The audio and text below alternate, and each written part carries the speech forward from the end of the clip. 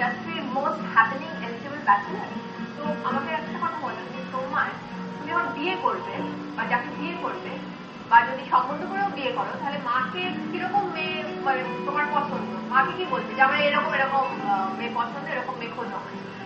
June, first of all, I have to thank you for this nice compliment.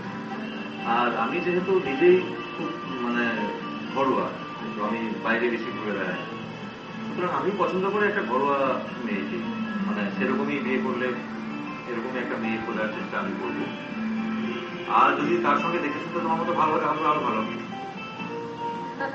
আরেকটা কথা বলো, ঘরোয়া মানে কি? মানে সে রান্নাও করবে, আবার তোমার জন্য সাজগোজ করে বসেও থাকবে, আবার গানও গাইবে, সবকিছু? হ্যাঁ, ঘরোয়া মানে যেরকম আমাদের বাড়ির বউরা হয়, যে মানে পুরো বাড়ি সামলাতে পারে, মানে আমাকেও কোম্পানি দিতে পারবে, কিন্তু বাড়িতেও সমানে সময় দিয়ে সবকিছু সামলাতে পারবে, যাতে আমাকে বাড়ির জিনিসগুলো চিন্তা করতে হয় না। একেবারে ও সোজা যখন বাড়িতে যাবে তখন যেন ওকে কোনো জিনিস নিয়ে যেন ঋষিকে চিন্তা করতে হয় না। কি তোমরা শুনছো আর আপনারা শুনছেন? যাদের এলিজিবল মেয়েরা আছে, well, Rishi Kaushik is all your.